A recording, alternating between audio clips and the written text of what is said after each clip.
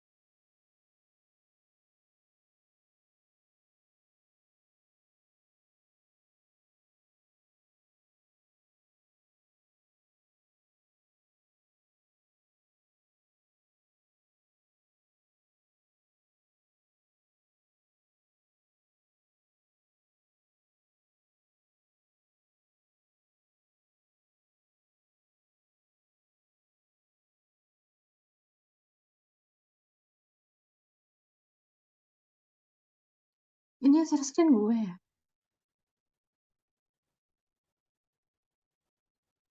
Iya, iya, iya. Oh, bentar ya.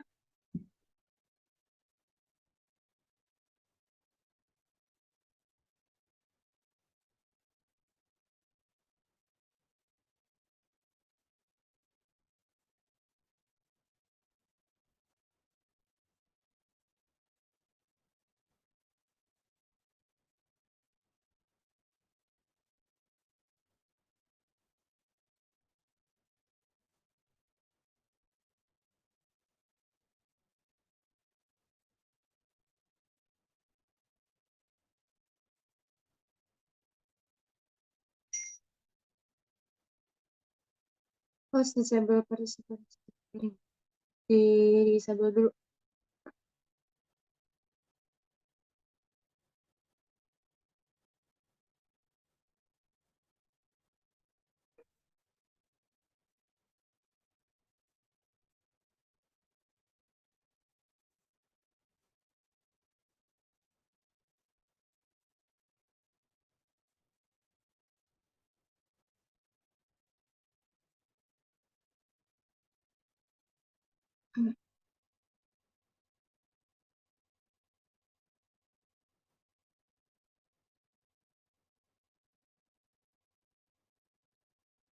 Ya, Assalamualaikum warahmatullahi wabarakatuh. Eh, Kami dari kelompok 3 yang terdiri dari Eka Setiawati dengan NIM 2020 12 11 056 dan Andi Audinor dengan NIM 2020 12 11 058 dan saya sendiri Medina Maharani dengan NIM 2020 12 11 069. Hari ini kita akan mempresentasikan tentang Accounting Measurement System.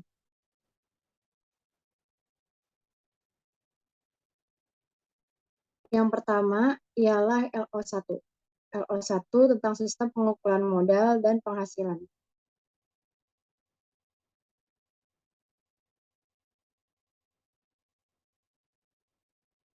Sistem pengukuran modal dan penghasilan. Sistem akuntansi yang pertama kali diperkenalkan oleh Pak Kyoli pada abad ke-15, yaitu sistem akuntansi double entry. Sejak saat itu, teknik dasar akuntansi tidak berubah secara signifikan. Bersamaan dengan revolusi industri, khususnya setelah jatuhnya Wall Street pada tahun 1929, sistem akuntansi tradisional berdasarkan historical cost system muncul dan memimpin sebagai fundamental accounting system. Kemudian, pada tahun 1960-an, beberapa alternatif dasar sistem akuntansi lainnya muncul dan mulai berkembang, yaitu current cost accounting dan current selling prices atau exit prices. Current cost accounting juga dianggap sebagai metode pertama yang merepresentasikan fair value accounting system.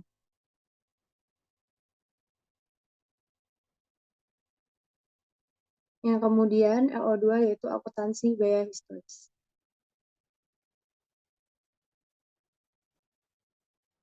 Berkembangnya perusahaan membuat akuntansi memiliki peran yang sangat signifikan sebagai sumber informasi mengenai perusahaan, di mana pemilik dan pengendali perusahaan merupakan dua pihak yang berbeda. Absentee owners yang tidak berperan dalam operasional perusahaan tidak memiliki pengetahuan mengenai operasional dan kondisi perusahaan. Mereka sangat bergantung kepada laporan akuntansi untuk mendapatkan informasi. Perusahaan yang besar juga harus membuat sebuah laporan mengenai kondisi perusahaan secara jelas kepada pemilik atau investor, kreditor, dan stakeholder yang berkepentingan lainnya. Disinilah stewardship function dari manajer memfokuskan perhatian kepada pelaporan akuntansi untuk para stakeholder, dan sebaliknya, owner dan kreditor menaruh perhatian utama pada apa yang dilakukan manajemen dengan modal dana yang dipercayakan padanya. Akuntabilitas kemudian menjadi objek yang sangat kritis dari fungsi ini. Historical cost accounting menekankan pada dua objek kritis tersebut, yaitu yang sudah disebutkan tadi, stewardship dan accountability. Tujuan penggunaan historical at cost menekankan hubungan kontraktual yang konservatif antara perusahaan dan pihak yang menyediakan sumber dana, dan membuat manajemen bertanggung jawab atas penggunaan aset dalam operasi perusahaan. Hasil profit atau output dari operasional tersebut dan dampaknya terhadap nilai tambah ekuitas. Maka, income statement adalah kunci komunikasi yang tepat dari mekanisme ini.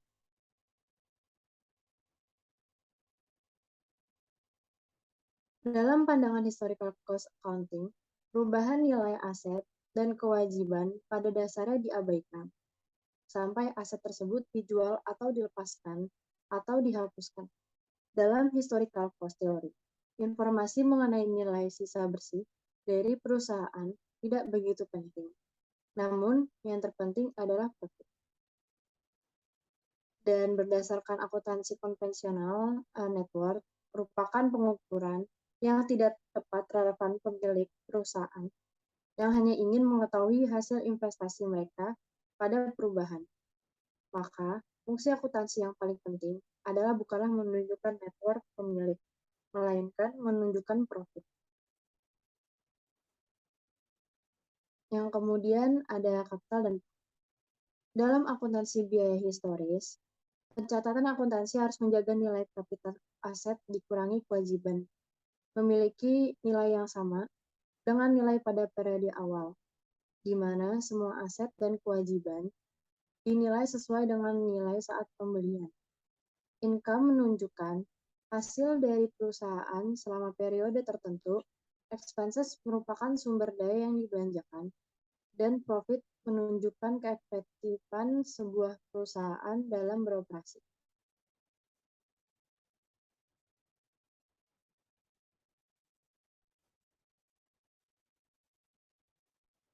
Income statement adalah bagian yang paling penting dalam laporan keuangan, di mana menunjukkan hasil dari kegiatan operasional perusahaan.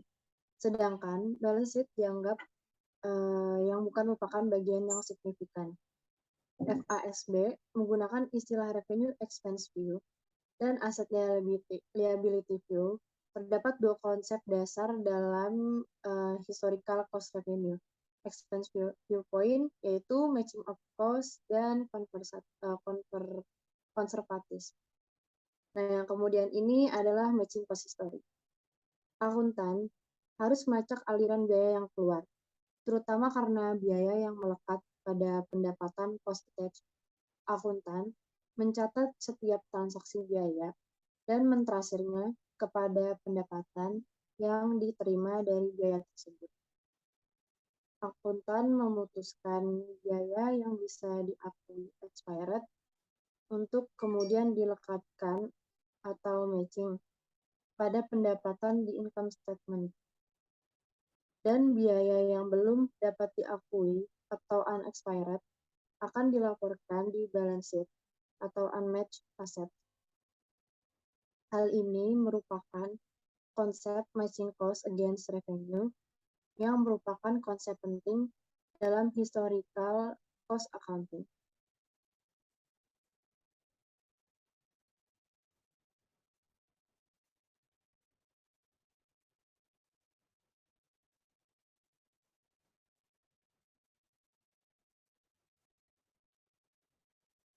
Yang kemudian konservatif.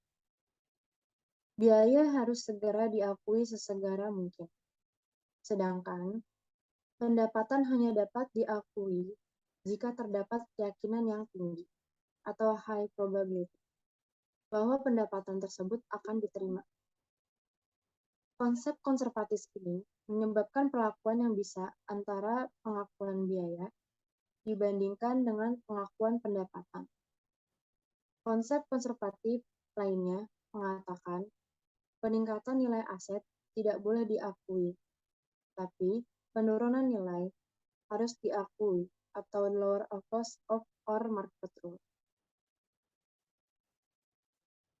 Konsep konservatif menggunakan sistem akuntansi dengan pendekatan transaksi atau transaksi dibuktikan adanya kredit atau cash, dan tidak mengakui sebuah kejadian yang tidak dihasilkan dari adanya transaksi, misalnya peningkatan harga.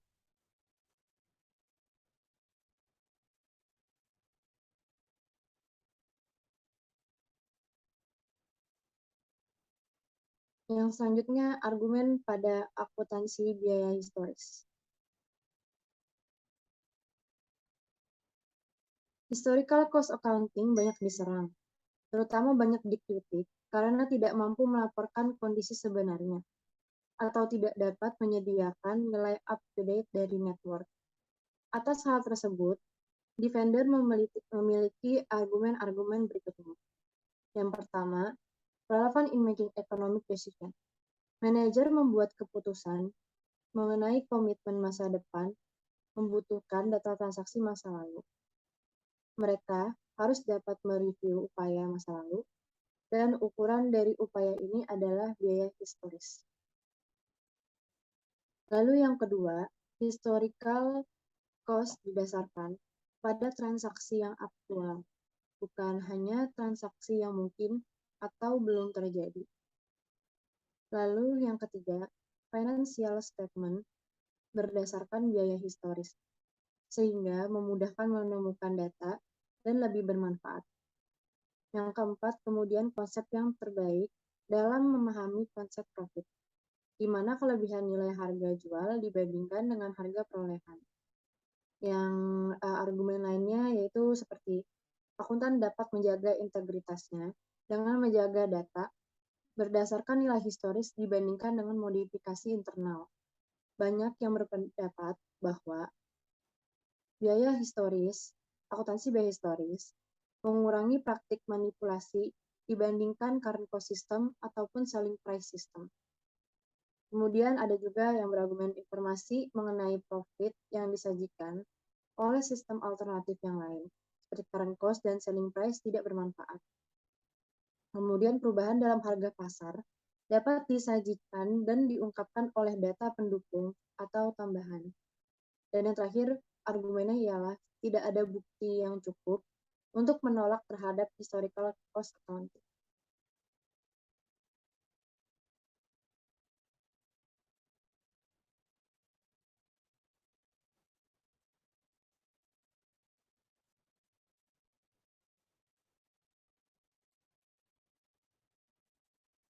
Yang kemudian kritis tentang biaya akuntansi historis. Menyediakan informasi dalam rangka melaksanakan stewardship function dari manajemen merupakan interpretasi yang terlalu sempit atas tujuan akuntansi. Laporan sebagai fungsi stewardship, walaupun penting, namun hanya merupakan tujuan kedua dari akuntansi. Pada sejarahnya, tujuan utama akuntansi adalah untuk memenuhi kebutuhan pengambilan keputusan para pengguna informasi atau users. Pendekatan decision usefulness membutuhkan posisi forward looking, yang dapat memberikan informasi yang relevan dibandingkan hanya menyajikan informasi masa lalu. Investor juga tertarik mengetahui kenaikan dan penurunan dari investasi mereka yang dipresentasikan oleh net assets perusahaan, dan historical cost system gagal memenuhi tujuan ini. Kritik terhadap historical cost system, berulang-ulang berargumen bahwa sistem gagal menjamin terpenuhnya tujuan penyediaan informasi yang objektif. Sangat banyak keputusan yang berhubungan dengan pencatatan, pengukuran dan pelaporan informasi. Namun, akuntansi biaya historis sangat jauh dari objektif dan justru membuka terjadinya manipulasi.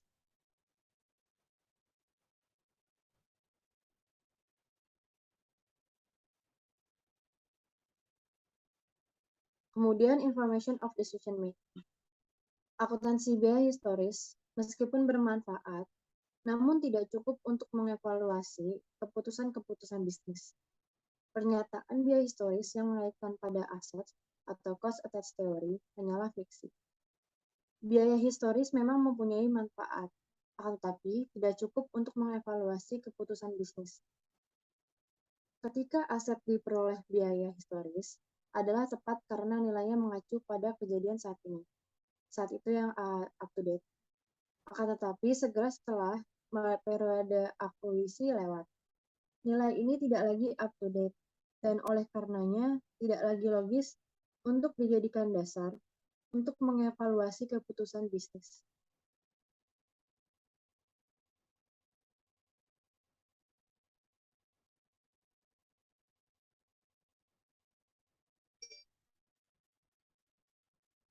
Kemudian, modal kapital sangat berguna dalam pengambilan keputusan. Kapital dapat didefinisikan sebagai kemampuan beroperasi perusahaan. Kemampuan perusahaan untuk tetap berproduksi atau menunjukkan purchasing power perusahaan atau kemampuan perusahaan untuk bertransaksi di pasar. Jika modal adalah kemampuan operating perusahaan, maka laba merupakan perubahan dalam kemampuan tersebut dalam suatu periode tertentu yang diperoleh setelah memelihara modal fisik perusahaan. Informasi ini sangat berguna dalam keputusan yang fokus pada kemampuan perusahaan untuk menjaga produksi dan untuk bersaing dengan yang lain dalam industri di masa depan. Jika laba adalah perubahan dalam kemampuan membeli atau purchasing power, konsep modal yang sedang dipertahankan merupakan modal finansial yang diukur pada harga saat ini atau current prices. Lagi, informasi ini berguna dalam menghasilkan informasi yang memperhatikan perubahan dalam kapasitas perusahaan di masa depan untuk bertransaksi di masa depan. Yang kemudian kritikus berargumen bahwa profit yang dilaporkan historical cost system atau akuntansi biaya historis tidak memiliki interpretasi prospektif, melainkan retrospektif.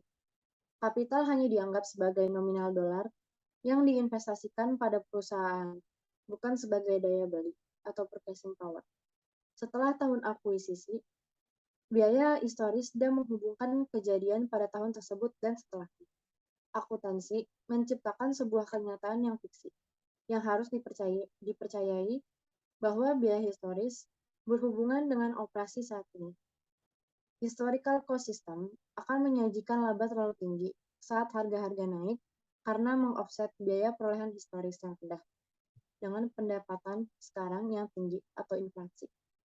Hal tersebut, tanpa disadari, dapat mengarah pada pengurangan kapital, di mana kapital didefinisikan sebagai kemampuan perusahaan untuk berproduksi, bertransaksi, atau sebaliknya untuk beroperasi di masa depan. Profit berdasarkan historical cost juga dapat memperdaya manajemen lebih dalam lagi, bahwa laba yang dibayarkan dapat melebihi laba tahunan yang sesungguhnya menghilangkan basis modal.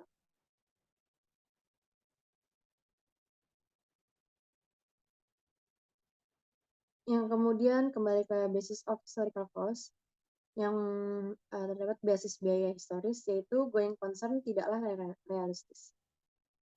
Salah satu pembelaan dari penggunaan biohistoris adalah adanya prinsip going concern assumption, di mana menggang bahwa untuk perusahaan ada tidak dapat ditentukan jadi ekspektasi normal mengenai item non-monetary akan terpenuhi.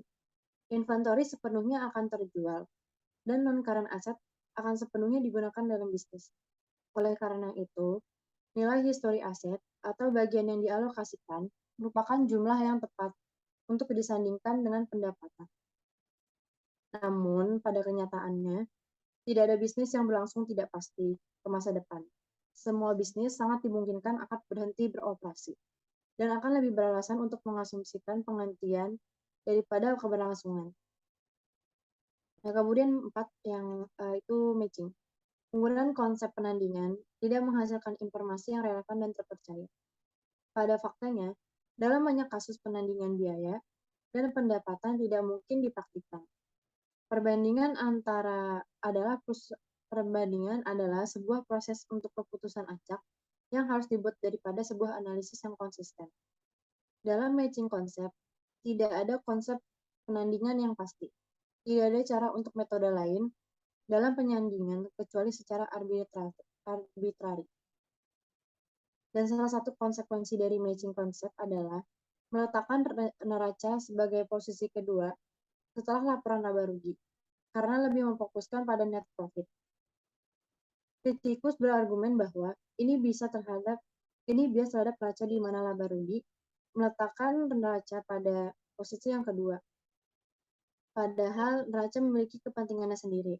Neraca adalah sumber utama informasi dari posisi keuangan perusahaan.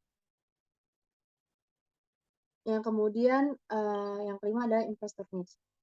Historical cost accounting yang hanya memfokuskan hanya pada penentuan net profit, menyebabkan penyimpangan dan penyembunyian atas pengungkapkan penting informasi perusahaan. Hal ini karena tujuan akuntansi konvensional telah disalahartikan, di mana akuntan berpandangan sempit akan kebutuhan investor dan menerima cara lama dalam menganalisis perusahaan dan sahamnya. Akuntansi konvensional memandang bahwa prosedur mendasar dalam analisis perusahaan menekankan pada profit dan dividen. Dan pendekatan tersebut adalah pendekatan yang tepat untuk semua perusahaan. Akuntan seharusnya menyediakan informasi untuk investor yang canggih dan pintar, yang tertarik pada apa yang sebenarnya terjadi dalam bisnis perusahaan.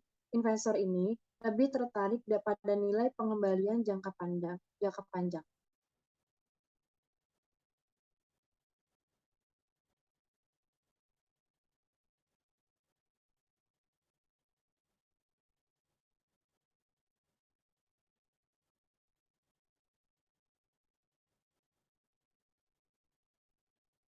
Selanjutnya akan dibacakan oleh Eka Sejawati.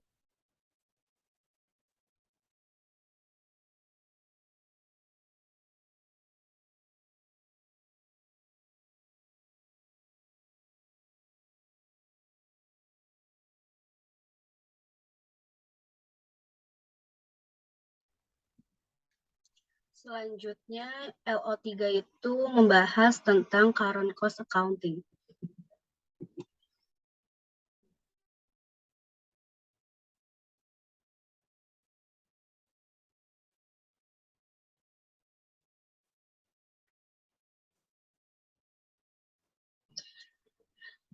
Yang pertama ada objective of accounting. Current cost accounting atau CCA adalah sistem akuntansi di mana aset dinilai berdasarkan harga beli saat ini atau current market buying price, dan profit ditentukan oleh alokasi berdasarkan biaya saat itu.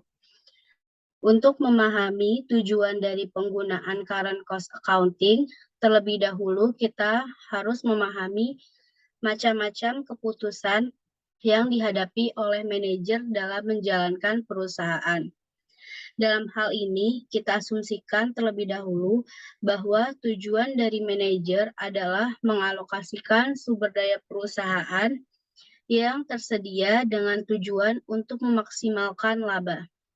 Edwards dan Bells merumuskan permasalahan ini menjadi 3 buah pertanyaan, yaitu yang pertama, berapa jumlah aset yang harus disimpan dalam waktu tertentu?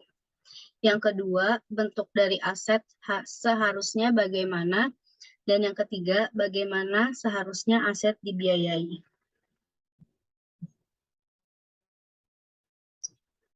Next.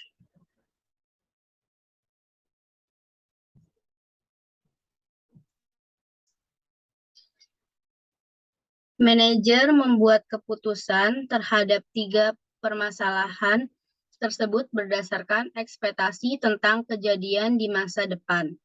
Untuk menghasilkan ekspektasi yang relatif akurat, manajer harus mengevaluasi aktivitas masa lalu. Salah satu caranya adalah dengan membandingkan data akuntansi antara periode tersebut dengan data ekspektasi awal yang telah direncanakan sebelumnya. Bila perbandingan ini menunjukkan bahwa ekspektasi itu tidak lagi akurat, maka current events atau ekspektasi harus diubah. Contohnya, apabila data akuntansi menunjukkan bahwa total biaya dari bahan baku lebih tinggi dari yang dianggarkan karena harga bahan baku lebih tinggi dari yang sudah direncanakan, maka perusahaan harus mengubah ekspektasinya tentang harga bahan baku di masa depan dan berapa anggaran bahan baku yang dibutuhkan di masa depan. Informasi akuntansi sangat dibutuhkan dalam pengambilan keputusan sehingga peristiwa aktual harus diukur seakurat mungkin. Menurut Edwards dan Bells, perubahan harga dalam suatu periode merupakan sesuatu yang penting untuk disadari oleh manajemen dalam mengambil keputusan terbaik di masa depan.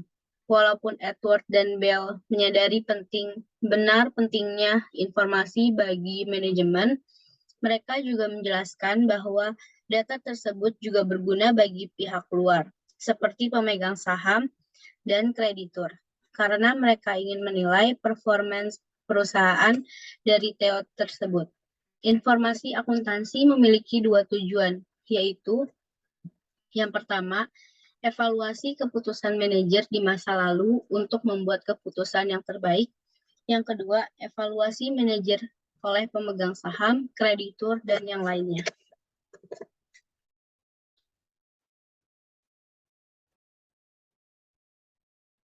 Next.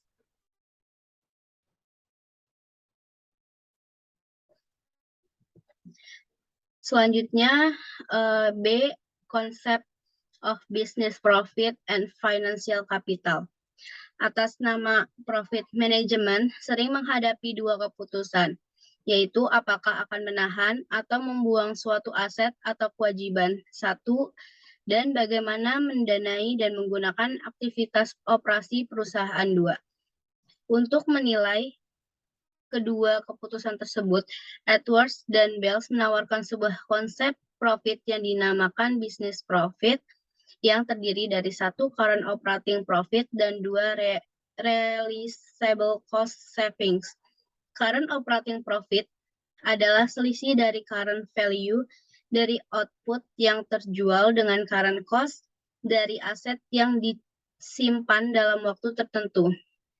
Keduanya mencakup perubahan biaya yang direalisasi dan yang belum direalisasi. Business profit dihitung secara real basis, yaitu elemen fiksi akibat perubahan tingkat harga umum dihilangkan. Istilah yang kita gunakan untuk realizable cost savings adalah holding gains atau losses yang dapat direalisasikan atau belum direalisasi. Next. C, ada holdings, gains, and losses.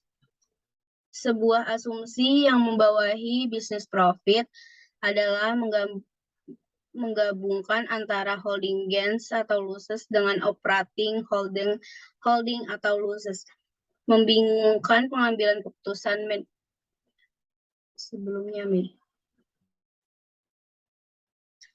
pengambilan keputusan manajemen dan menghalangi alokasi sumber daya dalam ekonomi, konsep bisnis profit membolehkan pemisahan dari dua komponen tersebut.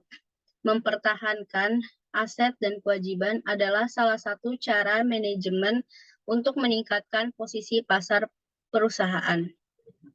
Apa manfaat dari pemisahan pengukuran antara holding gains and loss? Memegang komposisi tertentu dari aset dan kewajiban adalah salah satu cara manajemen untuk meningkatkan posisi pasar perusahaan. Manajemen dan lain-lain ingin tahu apakah harapan ini sukses. Dalam akuntansi konvensional, keuntungan dicatat hanya ketika aset tersebut dilepaskan. Oleh karena itu, menentukan apakah harapan manajemen berhasil atau tidak adalah hampir mustahil, kecuali aset yang dibeli dan dijual dalam periode yang sama. Juga dalam akuntansi konvensional, ketika membandingkan perusahaan kita, dapat disesatkan perusahaan mana yang lebih efisien. Next.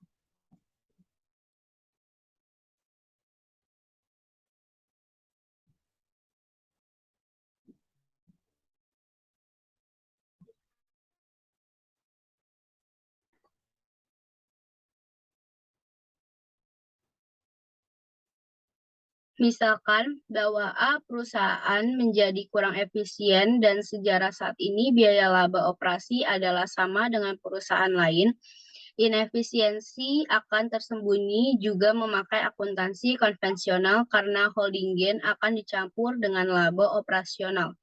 Sebuah asumsi yang mendasari current cost accounting adalah bahwa percampuran holding gains dan operating gains membingungkan evaluasi kebijakan manajemen dan menghalangi alokasi sumber daya dalam perekonomian.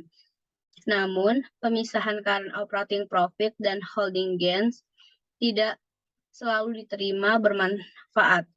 Drake dan Dopuch serta Prakas dan Sunder menegaskan bahwa beberapa kebijakan manajer mempengaruhi dua komponen, sehingga dalam beberapa kasus holding gains dan current operating profit tidak independen satu sama lain.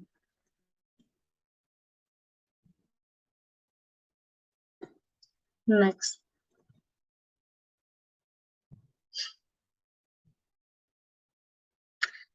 LO4 yaitu membahas tentang financial capital versus physical capital.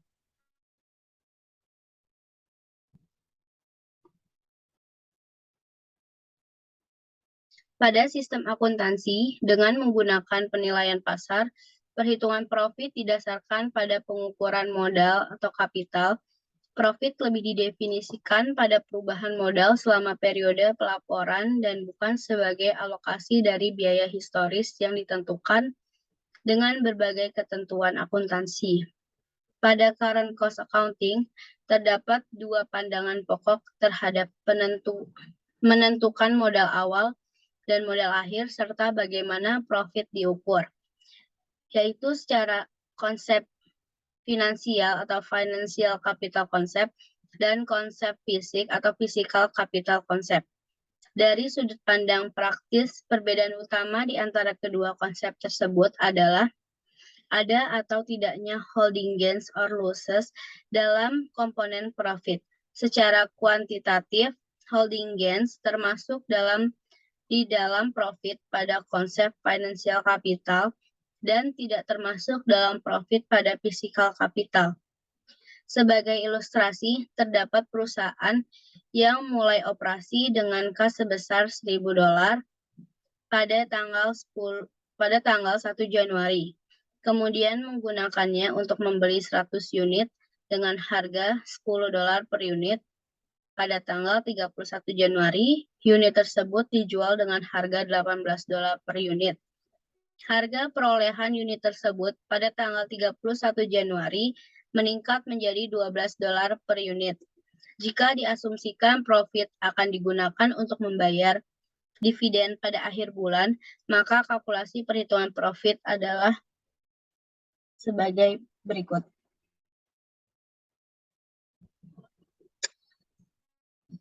A. in support of physical capital. Pendukung physical capital konsep berpendapat bahwa kapital adalah unit fisik yang menunjukkan kemampuan operasi perusahaan. Pada kasus sebelumnya, awalnya perusahaan memiliki 100 unit, maka seharusnya harus mampu membeli 100 unit pada akhir periode. Ketika harga unit naik sebesar $2 per unit, perusahaan membutuhkan tambahan sebesar $200 pada akhir periode untuk mempertahankan kemampuan operasionalnya. Sehingga $200 bukanlah merupakan holding gain, tetapi penyesuaian terhadap pemeliharaan modal atau capital maintenance adjustment. Analisis tersebut dapat diilustrasikan sebagai berikut. Jika dividen dibayarkan sebesar $800, perusahaan akan memiliki modal sebesar $1.000 pada akhir periode yang dapat digunakan untuk membeli sebanyak 83 unit pada awal Februari, sehingga tidak dapat mempertahankan kemampuan operasional pada level yang sama seperti periode sebelumnya, yaitu 100 unit. Yang pertama ada major features of the physical capacity system, capital maintenance. Current cost system didasarkan pada konsep entitas dalam mempertahankan kemampuan perusahaan untuk memproduksi barang dan jasa dalam jumlah yang sama secara berkelanjutan, yaitu mempertahankan kemampuan operasionalnya. Jika tidak ada perubahan teknologi, pemeliharaan modal menunjukkan bahwa stok fisik dari net asset dapat mempertahankan atau tetap. Hal tersebut diperoleh dengan menyamakan pemakaian sumber daya yang diukur dengan harga perolehan saat ini dan memastikan nilai pembelian item moneter dipertahankan. Hal tersebut juga dapat digunakan untuk mengkalkulasi harga yang harus dibayar untuk mendapatkan input serta harga minimal penjualan output dengan asumsi continuity dan non-liquidation. Menurut logika ekonomi, efisiensi operasi dan optimal terjadi saat jumlah output yang diproduksi berasal dari input dengan total opportunity cost yang minimum. Contohnya, jika upah mengalami peningkatan, maka dibutuhkan metode kapital intensif pada kegiatan produksi untuk mengurangi input labor sehingga biaya menjadi minimal.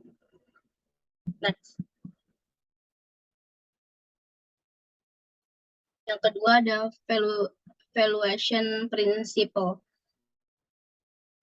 A. Non-monetary items. Item moneter dan non-moneter memiliki efek dan risiko yang berbeda terhadap inflasi. Item moneter adalah elemen yang mempunyai klaim moneter dalam jumlah yang tetap dan tidak berubah saat inflasi harga. Sedangkan item non-moneter seperti tanah dan bangunan akan disesuaikan harganya sesuai dengan kondisi pasar. Untuk tujuan pelaporan, aset non-moneter harus dinilai dan ditampilkan pada current cost.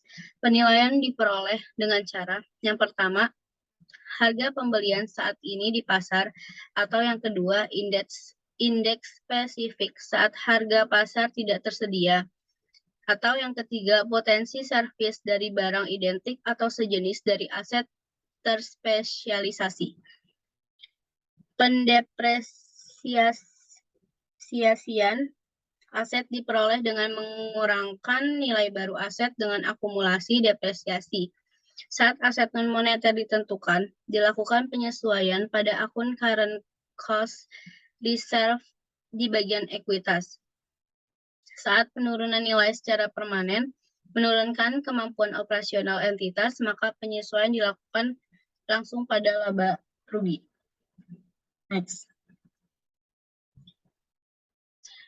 B. Ada monetary items and loan capital. Kewajiban moneter dinilai sesuai jumlah yang diekspektasikan akan dibayar dan memberikan keuntungan jika ditahan saat nilai uang kehilangan kemampuan membeli. Keuntungan atau kerugian item moneter dikalkulasikan sesuai dengan perubahan pada current cost pada barang atau jasa. Yang C ada non-monetary assets bought and sold on the same market. Saham dan komoditas tertentu seperti emas, perak, dan aset lain yang ditahan untuk tujuan spekulasi, dibeli dan dijual pada pasar yang sama. Aset tertentu tidak secara langsung menambah kemampuan operasional perusahaan. Aset tersebut umumnya digunakan sebagai profit generating purpose atau untuk dijual kembali saat ada capital gain. Next. B. Arguments for against current cost. Yang pertama ada recognition principle. Pendukung historical cost accounting berpendapat bahwa current cost accounting melanggar prinsip konservatif bahwa keuntungan diakui pada saat non-monetary aset dihapus. Pendukung physical capital juga berpendapat bahwa jika perusahaan berencana menggunakan non-current asset dibandingkan menjualnya, perubahan pada harga pasar dari aset tersebut tidak relevan untuk dijadikan profit. Yang kedua ada comparison on the result with historical cost. Perbedaan profit dari historical cost dan current cost dari operasional perusahaan dikarenakan perbedaan unrealized holding gains. Yang ketiga ada advocates of exit price. Pada teori exit price, biaya diimplikasikan pada opportunity cost atau pengorbanan atas alternatif yang lebih baik. Pada sebagian besar kasus pengorbanan perusahaan adalah menjual aset disbanding menggunakannya, bukan membelinya karena perusahaan sudah memilikinya, sehingga current cost yaitu harga pembelian barang tersebut tidaklah relevan. Selanjutnya akan dibacakan oleh Audi.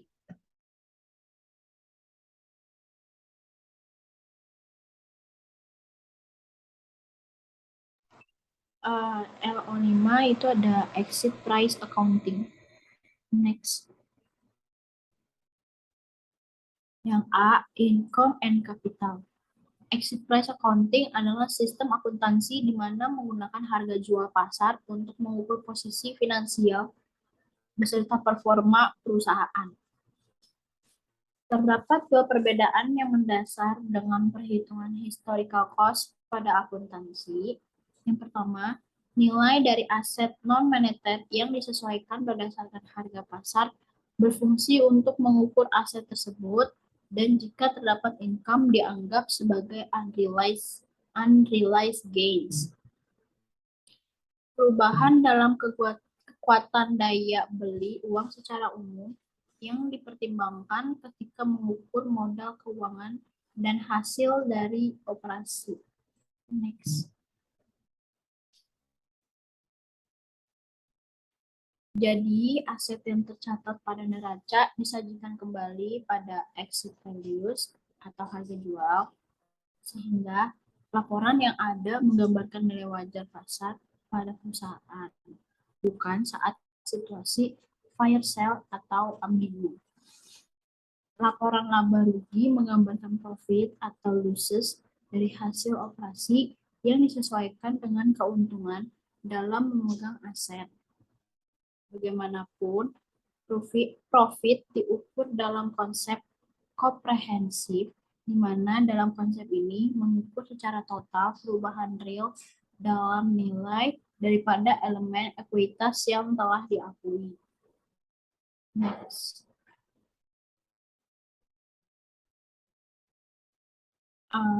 Yang B itu ada objective of accounting atau dalam kurung adaptive decision making. Ketika perusahaan membeli aset tidak lancar, maka akan berubah kemampuannya dalam beradaptasi. Misal, jika aset tersebut dibeli secara cash, maka saldo kas perusahaan akan turun dan membatasi perusahaan untuk mengeluarkan kas untuk investasi lain.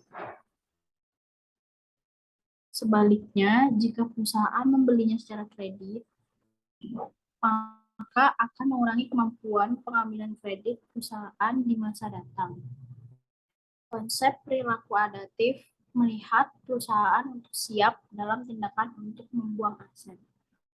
Jika tindakan ini memberikan keuntungan terbaik bagi perusahaan akan menjaga aset tidak lancarnya hanya jika nilai sekarang dari arus kas masa depan dari penggunaan aset lebih besar dari nilai sekarang dari arus kas masa depan jika ada alternatif investasi lain. Next.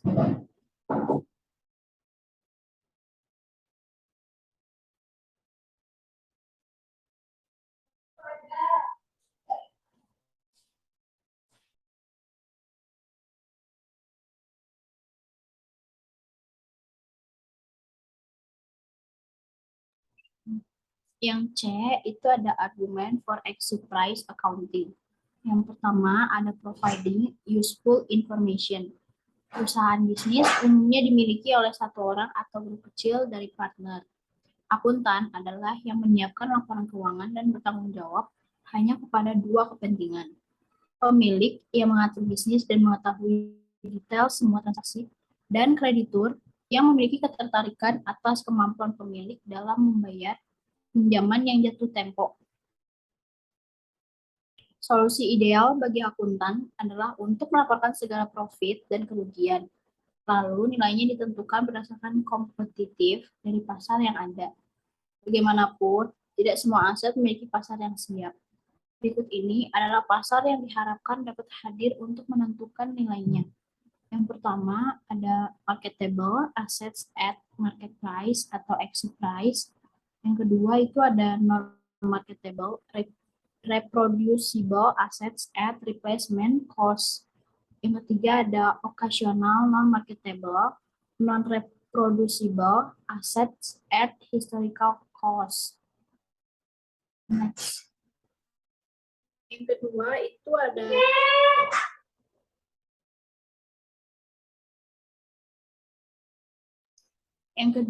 itu ada relevant and reliable information. Untuk menjadi relevan, informasi harus berguna dalam pengambilan keputusan akuntansi bagi para pengguna laporan. Model pengambilan keputusan memungkinkan pengguna untuk memutuskan yang mana merupakan aksi yang tepat dari berbagai alternatif yang ada. Jika tidak ada kendala, informasi dapat dikumpulkan yang mana saja yang relevan terhadap masalah yang dihadapi dan model keputusan. Bagaimanapun, kendala ada karena sumber informasi yang langka juga mahal. Masalahnya adalah untuk memilih model keputusan yang sesuai dengan cara menilai kemampuan model untuk memprediksi konsekuensi dari alternatif yang tersedia. Next.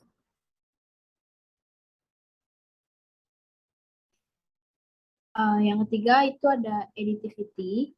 Chambers mempertimbangkan masalah aditif menjadi faktor kunci dalam CCE accounting. Produk utama dari sistem laporan akuntansi, neraca, dan laporan laba rugi. Jika memberikan nilai yang berbeda dengan berbagai karakteristik yang berbeda juga, maka tidak dapat secara logis dapat ditambahkan bersama-sama.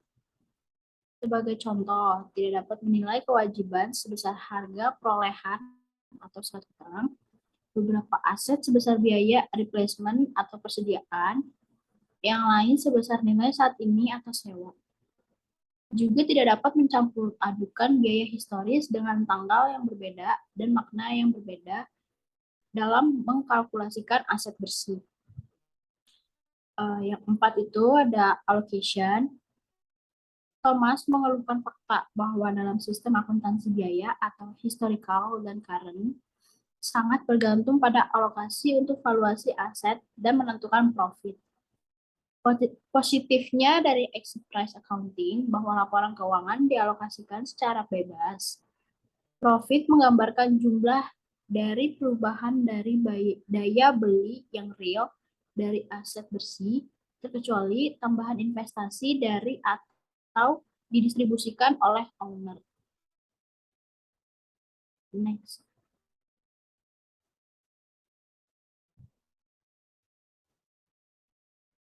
Yang kelima, itu ada reality.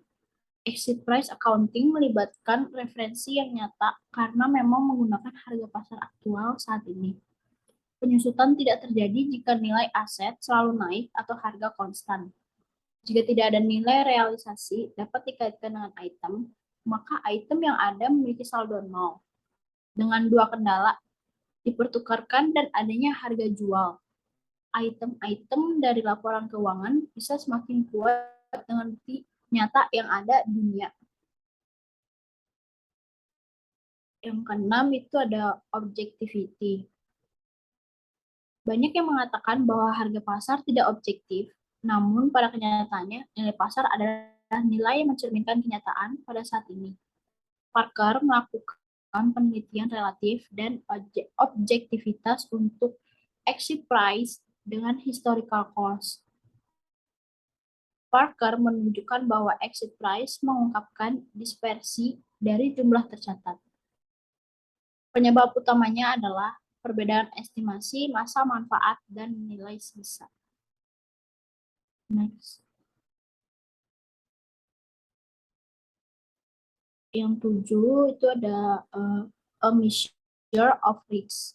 Untuk memungkinkan para pengguna laporan keuangan dalam mengevaluasi berbagai risiko, dan kinerja dalam risiko finansial yang signifikan akan membutuhkan deskripsi dari setiap risiko keuangan yang signifikan dan tujuan perusahaan serta kebijakan untuk mengelola risiko tersebut.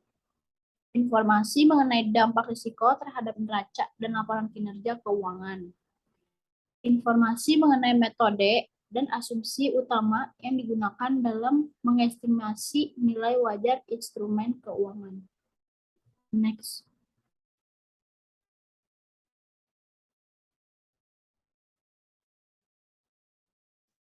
Yang D, arguments against exit price accounting. Yang pertama, profit concept. Seperti yang diketahui bahwa keuntungan adalah ukuran aktivitas kinerja dari perusahaan dalam menjalankan kegiatan operasional mereka dalam menggunakan sumber daya yang telah ada.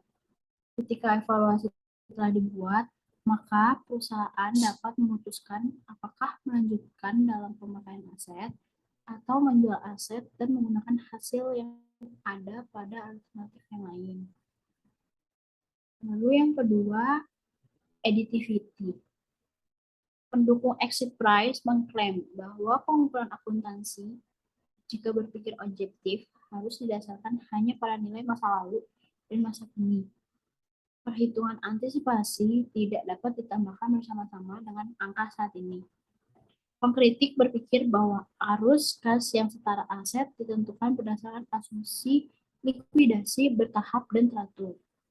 Jika itu terjadi, maka peristiwa masa depan harus diasumsikan dengan menggunakan dan tercatat sesuai tanggal neraca. Next.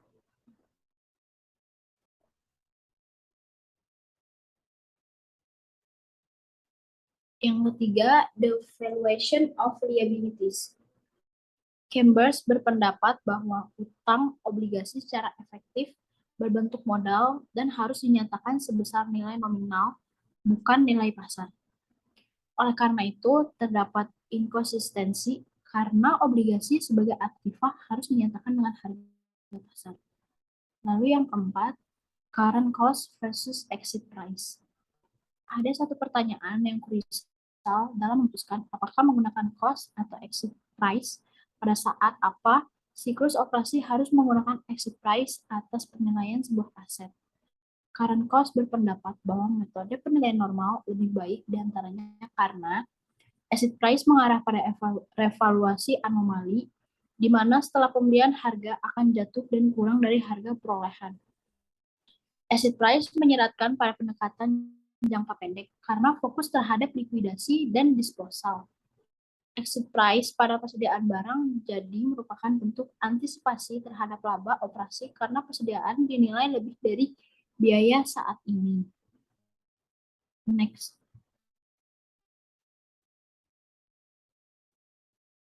LO6. Perspektif global dan internasional financial reporting standards. Next.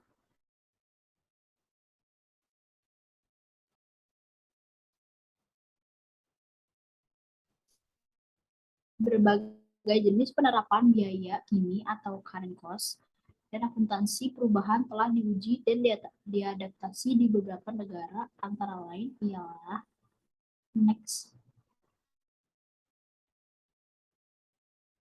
Amerika Serikat.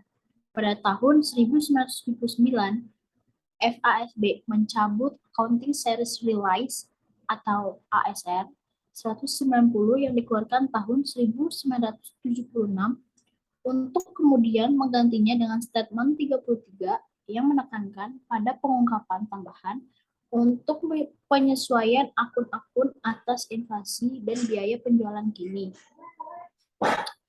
Pada saat itu, persyaratan untuk mengungkapkan data biaya kini mendapatkan resistensi yang tinggi dari banyak perusahaan. Setelah dilakukan banyak debat yang membahas tentang manfaat dari informasi tambahan, FASB mengeluarkan Statement 89 di tahun 1986, membatalkan persyaratan tersebut, namun tetap meminta setiap perusahaan untuk melakukan pengungkapan data. Next.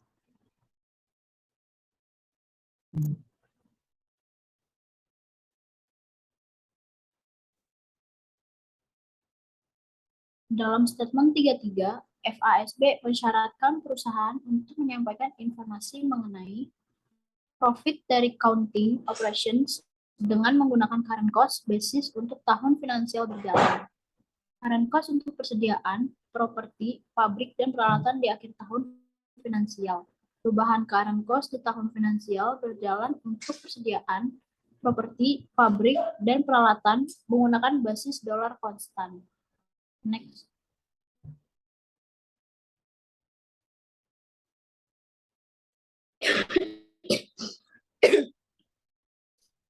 Perubahan biaya yang tidak termasuk dalam keuntungan yang berasal dari operasi berjalan perusahaan harus diungkapkan dalam basis nominal dolar untuk masing-masing dalam jangka waktu maksimal 5 tahun, yaitu keuntungan dari operasi berjalan, keuntungan per saham dari operasi berjalan, serta aset bersih di akhir tahun finansial.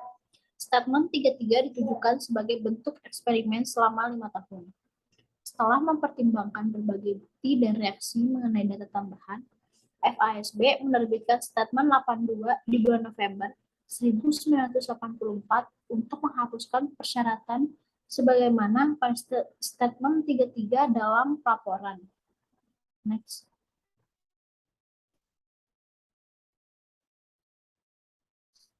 Yang kedua ada Inggris. Komite Standar Akuntansi Inggris atau ASC, Accounting Standard Committee, menerbitkan Statement 16 SSAP 16 tentang akuntansi biaya kini di bulan Maret 2010. SSAP 16 berbeda dengan SFAS 33 yang dikeluarkan FASB. Ada dua hal utama yang menjadi perbedaannya, antara lain standar AS mengharuskan akuntansi dolar konstan dan biaya kini. SSAP hanya metode biaya kini untuk laporan eksternal. Apabila di AS penyesuaian atas inflasi lebih berpusat pada laporan laba rugi, laporan biaya kini di Inggris wajib digunakan pada laporan laba rugi dan neraca beserta catatan penjelasan. Standar ini banyak diaplikasikan oleh perusahaan besar, namun ASC menarik kembali SSAP 16 di tahun 1985 setelah banyaknya debat mengenai isi penggunaan SSAP 16. Next.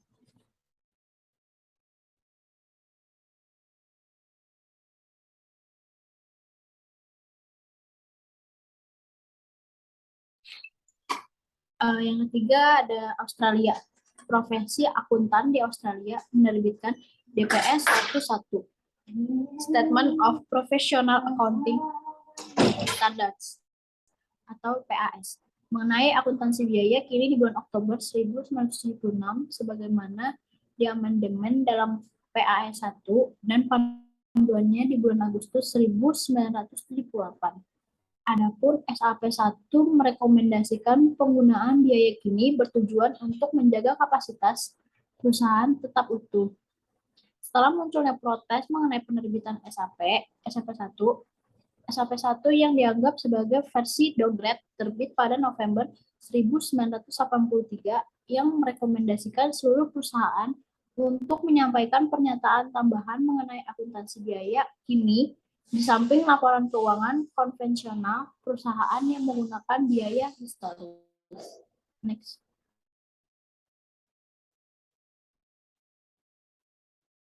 Yang keempat ada International Accounting Standards.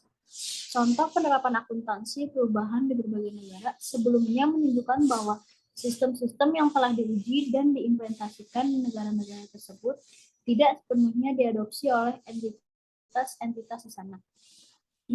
IASB telah menyimpulkan bahwa laporan posisi keuangan dan kinerja operasi dalam mata uang lokal menjadi tidak berarti lagi dalam suatu lingkungan yang mengalami hiperinflasi. IAS 29 yang membahas laporan keuangan dalam perekonomian hiperinflasi mewajibkan dan bukan hanya merekomendasikan penyajian ulang informasi laporan keuangan utama. Secara khusus, laporan keuangan suatu perusahaan yang melakukan pelaporan dalam mata uang perekonomian hiperinflasi apakah didasarkan pada kerangka penilaian biaya historis atau biaya kini harus disajikan ulang sesuai dengan daya beli konstan pada tanggal neraca. Aturan ini juga berlaku untuk angka-angka terkait pada periode sebelumnya. Keuntungan atau kerugian daya beli yang terkait dengan posisi kewajiban atau aktiva moneter bersih dimasukkan ke dalam laba kini. Next.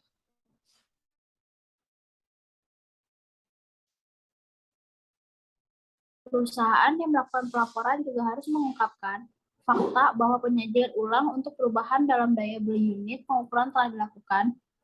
Kerangka dasar penilaian aktiva yang digunakan dalam laporan keuangan utama yaitu penilaian biaya historis atau biaya kini. Identitas dan tingkat indeks harga pada tanggal neraca beserta dengan perubahannya selama periode pelaporan. Keuntungan atau kerugian moneter lebih bersih selama periode tersebut. Next.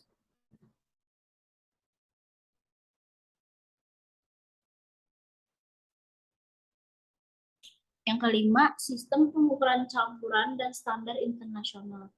Perbedaan dalam pengukuran yang diadopsi oleh berbagai negara ini disebabkan oleh belum adanya konsep teoritis mengenai penilaian menimbulkan adanya sistem pengukuran secara campuran. Hal ini dapat dilihat dengan adanya perpindahan dari biaya historis dan penggunaan dalam konsep pengukuran yang berbeda di bawah standar internasional. Ada IAS 2, AASB 102. Perusahaan diizinkan mengukur persediaan dengan net realizable value. Yang kedua itu IAS 16, AASB 16. Property, Plant and Equipment atau PPA dinilai berdasarkan historical cost atau nilai setelah revaluasi. Yang ketiga ada IAS 17, AASB 17. Bunga dari tanah yang disewa-gunakan dihitung sebagai investment property atau IAS 40 dan diukur pada nilai wajar. IAS 19, AASB 19. Pengukuran curtailment, gain or loss meliputi perubahan present value berdasarkan benefit obligation yang telah ditentukan atas perubahan nilai wajar aset. Next. Yang kelima itu ada IAS 29, AASB 29. Penyesuaian terhadap laporan keuangan entitas yang terkena dampak hiperinflasi dapat menggunakan indeks level harga umum. Yang keenam, IAS 36, AASB 136. Impairment aset di mana aset dinilai dengan recoverable amount. Yang ketujuh, IAS 36, AASB 136. Nilai residu dari aset dianggap sebagai current cash equivalent. Yang ke-8, IAS 37, AASB 137. Pengukuran provisi ditentukan berdasarkan metode expected present value. Yang ke-9, IAS 40, AASB 140. Investasi properti dapat diukur dengan pilihan diantaranya impairment, biaya depresiasi, atau nilai wajar dengan perubahan nilai dimasukkan dalam laporan laba rugi baik loss ataupun gain. Next. Sekian presentasi dari kelompok 3 Kurang lebihnya mohon maaf. Wassalamualaikum warahmatullahi wabarakatuh.